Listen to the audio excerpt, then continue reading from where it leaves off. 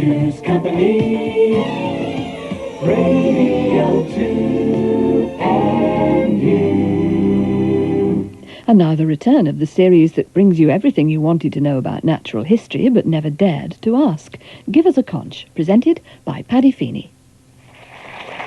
Thank you. Thank you very much indeed. Oh, listen to this adulation. My goodness gracious me. Thank you so much. And I must say that it really is wonderful for you to have me here at the Watersheds Theatre in Bristol, where we're about to play our natural history game, in which the first prize is no less than this.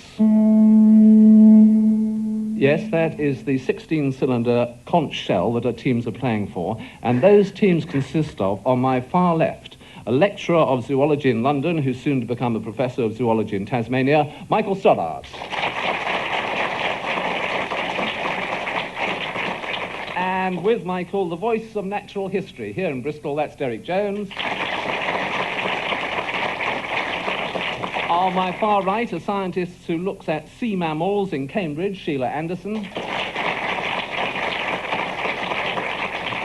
And helping Sheila, and also putting her right when necessary, an entertainer who is familiar to listeners for Crackerjack in the old days and does a tremendous amount of cabaret work these days, that's Don Maclean.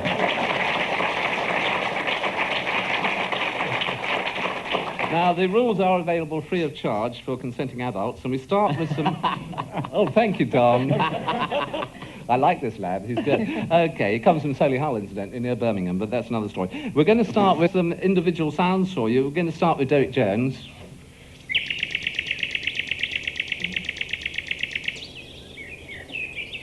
It's kind of bird, Derek, that. I'd rather gathered it was. Too difficult. Give him Could I have an easier clue? Yes. Yeah. Begins with N. Yes. Ends with E and has about 11 letters. Yes, indeed, yeah. Mm. It also sings during the day as well.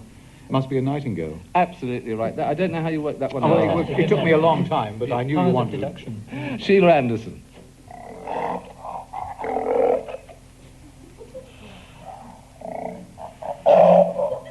I must explain that is not actually Sheila Anderson, it's for Sheila Anderson. Thank you, Paddy. I feel a bit like that today. Yeah. That sounds a bit marine mammalish to me. Give me a clue. Well, go right down to the bottom part of the world, right down to The Antarctic. Yes. But am I still okay on the marine mammal side? I shouldn't be at all surprised. I didn't understand your first word. Trouble the chairman doesn't know anything. How about an elephant seal? Well, I've got a sea lion. Is that... That's what you mean. It's the same thing. It's the same kind of group, but not quite the same. That's very good. You got it right. Thank you. Thank you very much indeed. Do I get any marks for that? A half mark, do you Okay. think? Yeah, Right. yeah. Thank you. Okay, we'll go on now to Mike Stoddart's turn.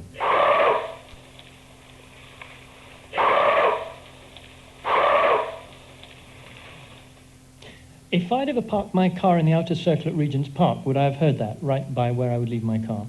Is it a parrot? A macaw? No, it's nothing like a parrot. Nothing like a parrot? No. Does it not have wings? No. Oh, my goodness me. Thank you.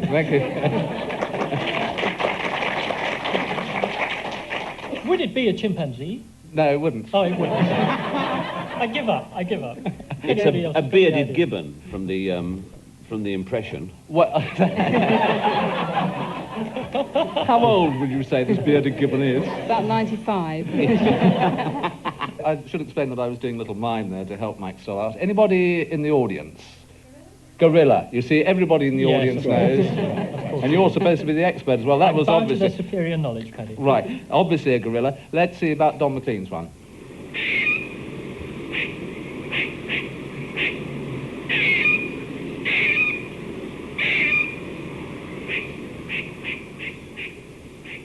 Well, it's a waltz.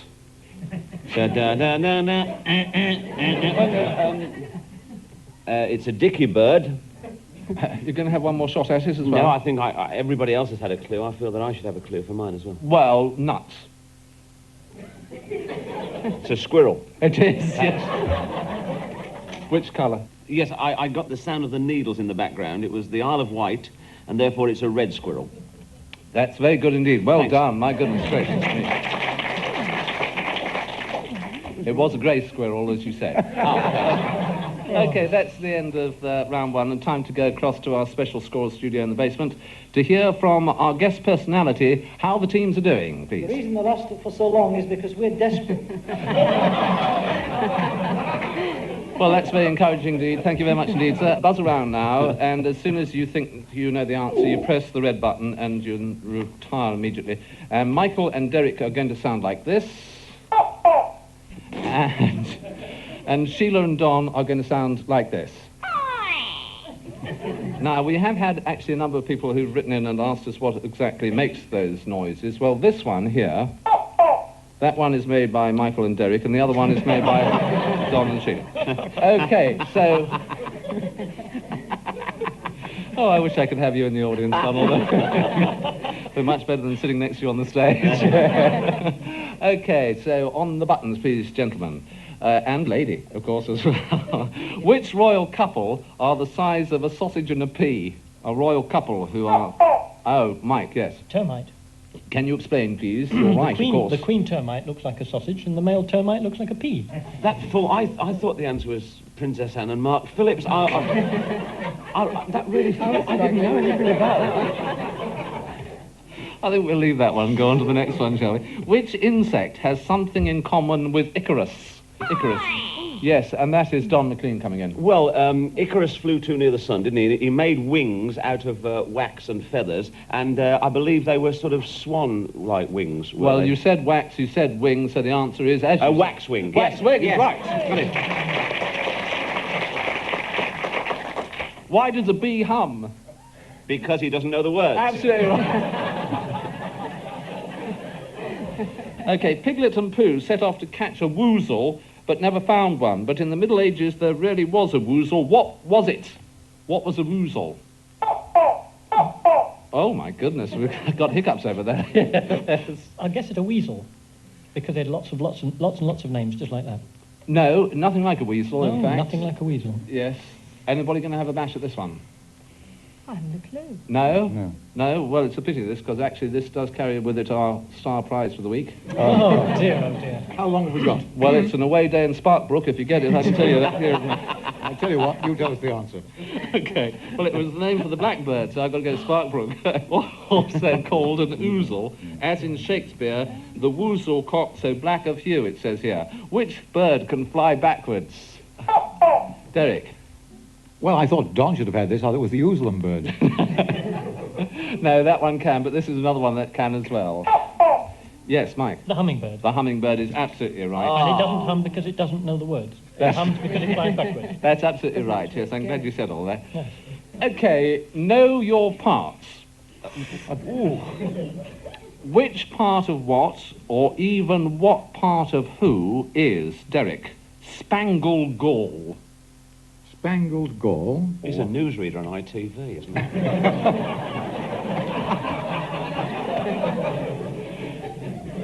No, I think he's retired and become Ivy Compton Burnett, hasn't he? Have you two finished your double act, or like... It is a bit technical, I can tell you that, yes. A spangled gall. Yes.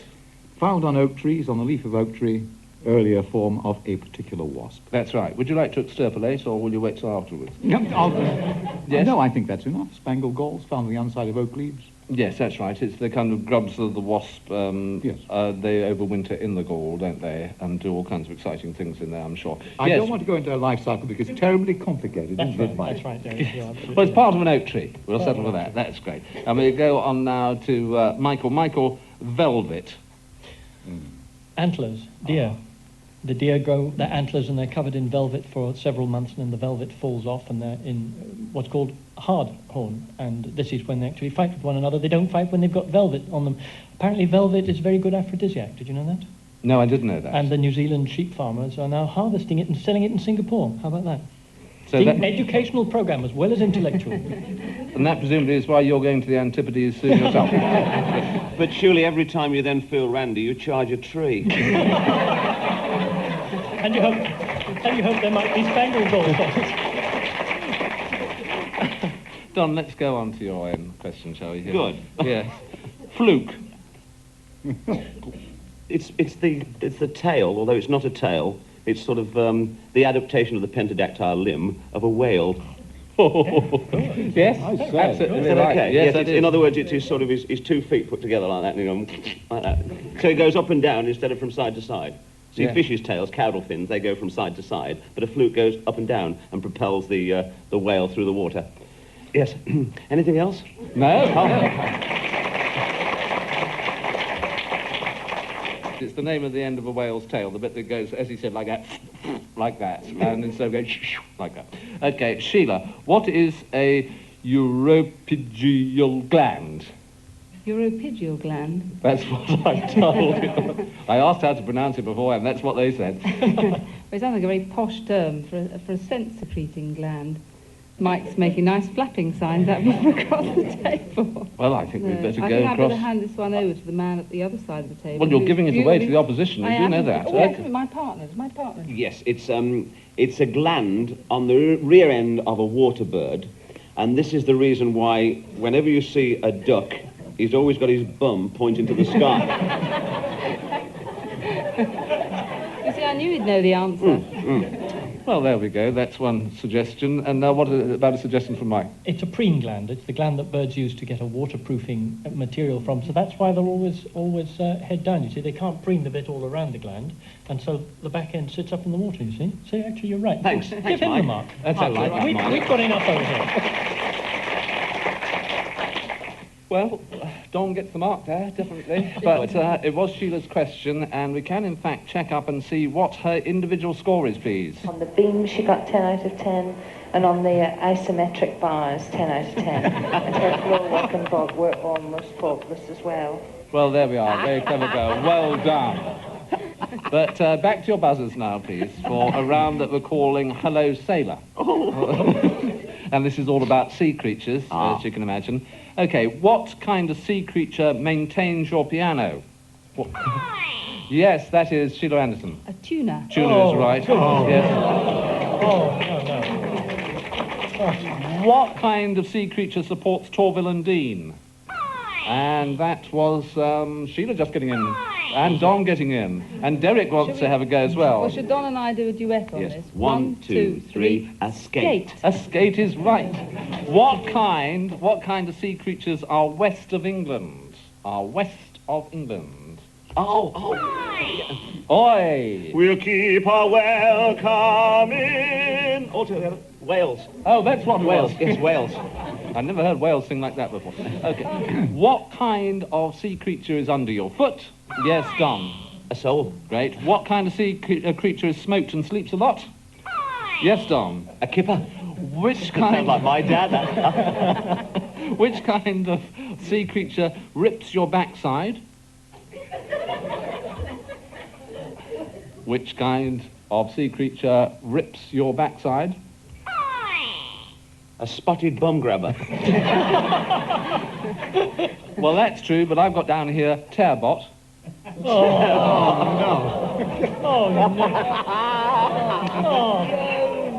And finally, and this one I have to tell you I am extremely proud of, which kind of creature is a Dietrich? Yes, Sheila. A marlin. Marlin a Dietrich, yes. Oh, very good. Okay, still nip and tuck as we return to our animal sounds of one ilk or another. Actually, I think the Americans have ilks, don't they? They join them. That's right, that's the same kind of With thing. an E. With an E, Not yes. an I. Well, this is Derek Jones with 3 E's in all, and also one sound.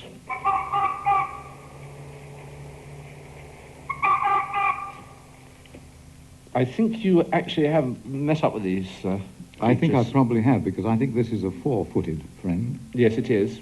and that, I suspect, is a night recording. I think it's a fox. And you're absolutely right. Yes, it's a dog fox barking. Well done. Not easy at all, but a lot easier than the one that Don is going to have.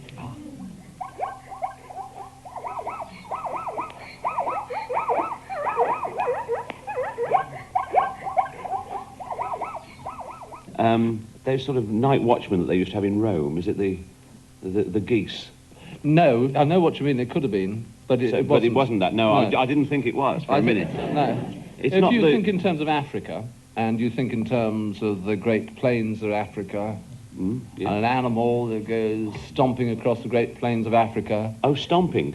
Oh, stomping, yes, it stomps. No, so it's not a dog type animal. No, well, it gallops and does all that kind of rubbish. And it's got stripes on its back and... Oh, it's a leopard. It's got stripes.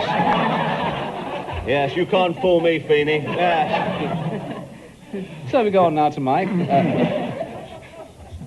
Mike Stoddart. Here's your one.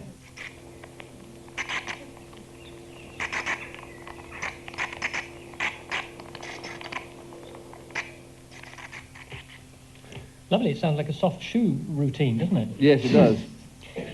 Is it a mammal with wings? Mm-hmm. Ah. Soft shoe Well- routine. It's a hush puppy. Many bats wear soft shoes, you know. It's a bat, isn't it? It is a bat. It is yes. a bat. It's got to be a bat. Well, since there's about 1,000 species, I haven't the slightest idea. A horseshoe bat. Well, I've got it down as a pipistrelle bat, Oh, if that's well. all right. Actually, Don Maclean's one I had down as a zebra, but obviously he was right on that one. And we'll go finally in this round to Sheila Anderson.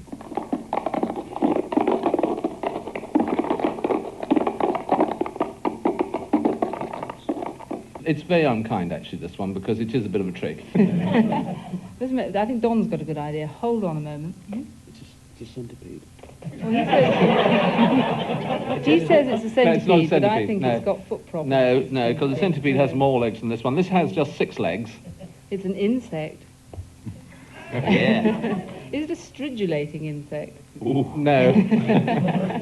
Not at this time of the year, anyhow. It's, let me think if I can give you a few examples of it. How long is the audience for A inspiration? cabbage white, is that one? I think a cabbage white, is that right? A butterfly. And a butterfly, yes, it's a butterfly walking. That is the amplified sound of a butterfly walking. Oh, now wasn't that a wrong question? And it wouldn't mean much unless you were another butterfly, in my opinion, but there we go. Okay, we've got to change of pace and a mood here. This is our specialist question round, and each week before the show we ask our teams if there's a subject that they actually do know something about. And if so, would they please write it down? Well, Derek Jones just put down 4 X's, but we've got this one. Derek, which board works? But even better is which bird walks?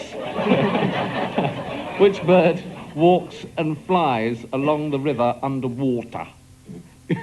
Well, you know, there are all sorts of riverside birds, and I get a lot of pleasure watching some of them. Anybody got a pack of cards? I think it's a dipper. Yeah, can you explain a bit about going along underwater? And A dipper is this lovely bird with the white breast, which looks a bit like a butler bobbing on a stone. But the dipper is able to go underwater and stay underwater and find its food in that way. You're absolutely right, and that's a beautiful answer. Thank you very much indeed, Derek.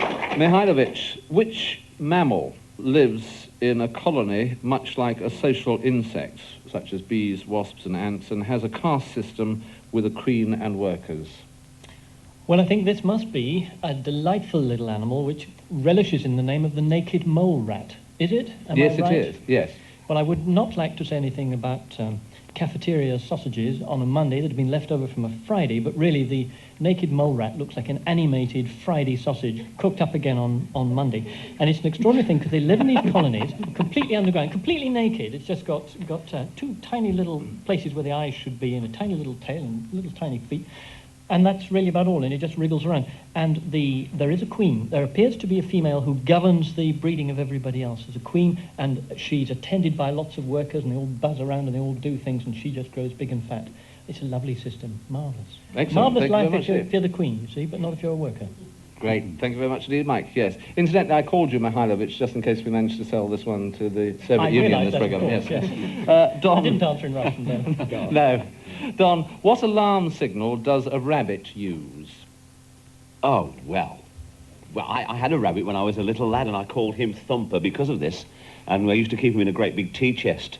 And whenever he, well, not as an alarm, but whenever he felt hungry, he used to thump his back foot, his one back foot, as hard as he could. And if they do this sort of in the wild, especially if they do it on a hollow log, it sort of sounds for miles. Yes, it's like a kind of drum message going out to all of the... Exactly, this is where the Rolling Stones got the idea from. Right. Sheila Anderson, which mammal has troubles with canned tuna? They swim along, actually, with the Oh, yellowfin sorry. tuna. Yes. There's an enormous problem, or there has been, particularly in the Pacific Ocean, with the tuna fishery. That the method by which they catch the tuna also means that large numbers of dolphins are caught. Several different species of dolphin, actually, not just one. The striped dolphin, the spinner dolphin, several different species. For some reason, the tunas and dolphins actually associate together. And in fact, the tuna fishermen use sightings of dolphins, because of course dolphins have to come to the surface to get air.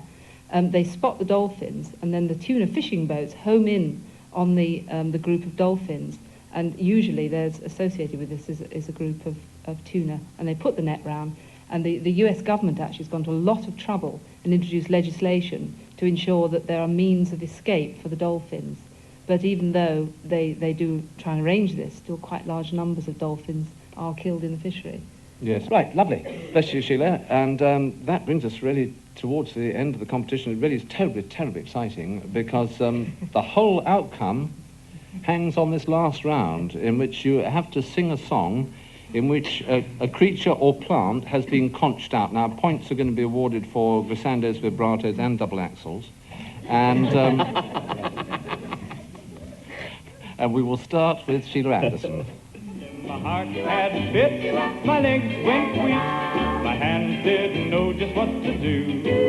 And now I'm trying to find the number to call. I gotta get it with you.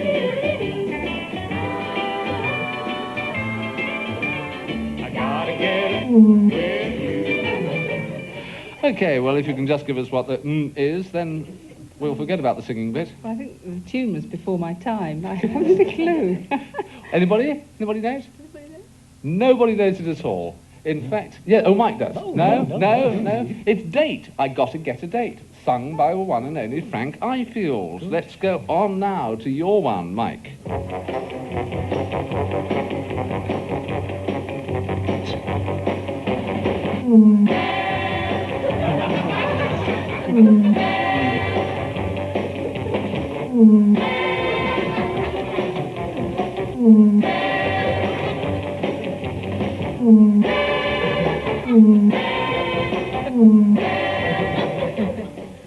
Yeah, I like the lyrics. Yes, it is.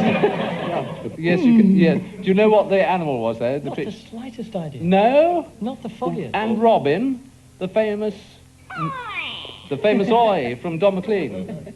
This is the song that actually the mother used to sing to him when it was time for his meal. She used to go, dinner, dinner, dinner, dinner, dinner, dinner, dinner, dinner, Batman. Batman, yes.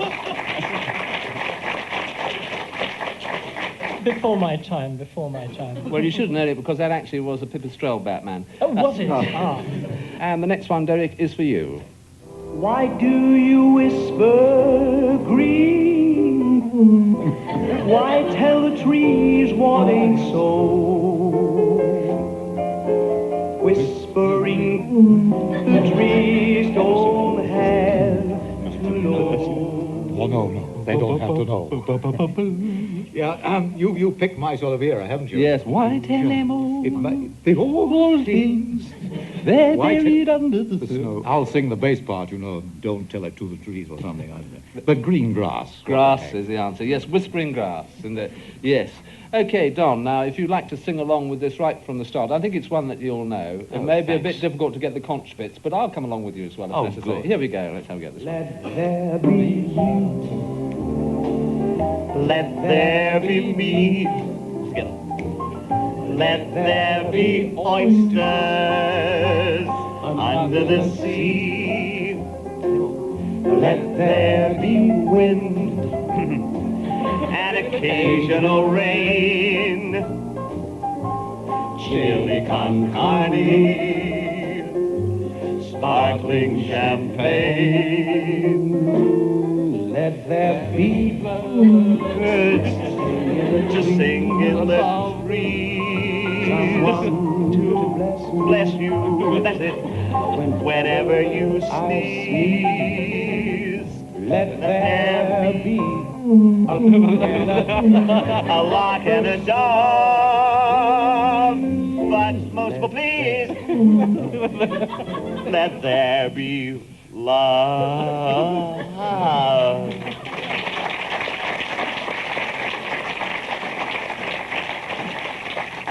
And on that note, and a very flat note too, we would probably have to leave it, but, and this is really going to blow your minds, it happens to be a tie. So what can we do to resolve that? Well, what about a tie question? Say something like this. You're a mad genetic engineer creating life in a test tube. What new plant or animal species would you invent to fulfill a useful purpose on our planet? For example, you could cross a secretary bird and an electric eel and get a computer that sits on your knee. Ooh. Subtle, that one, I thought. Nobody else did, obviously.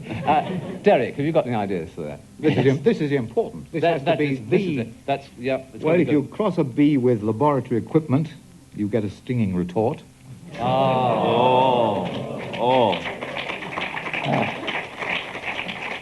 Sheila? I think I'd like to cross 2 head lice with a kangaroo for a double knit jumper. Good. Michael? Well, I would like to raise the tone of this a little bit, you see. I'm very interested in the spread of malaria around the world, and what I would like to do would be to get some mad scientist, though he wouldn't be mad at all, he'd be the savior of the world, to come up with a little genetic package to put into a mosquito such that the mosquito immunizes the person that it bites. Think of the possibilities of that. How else are you going to get your malaria vaccine into the millions and millions of people around the world? Answer, get the mosquito to do it. That's what I do. That's a good idea. Very good idea. Just wonder if the BMA would put up with that one, but still. Don, finally you. Well, after that, I feel it's only my duty to lower the tone of the programme. Oh, sure. Right, too. I should like to cross a lady of ill repute with an elephant. And then I'd get a 2-ton raver that did it for peanuts and never forgets.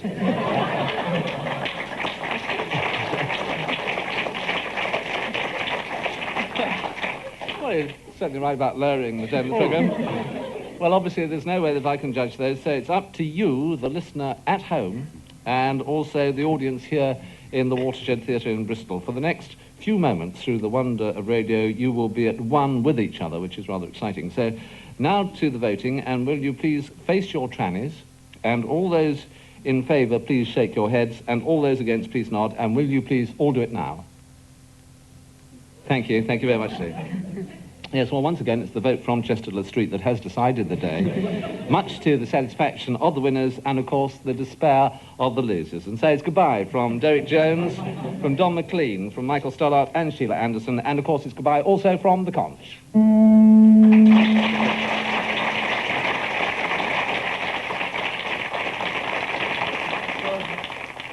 The chairman of Give Us a Conch was Paddy Feeny, and the programme was produced in Bristol by Melinda Barker.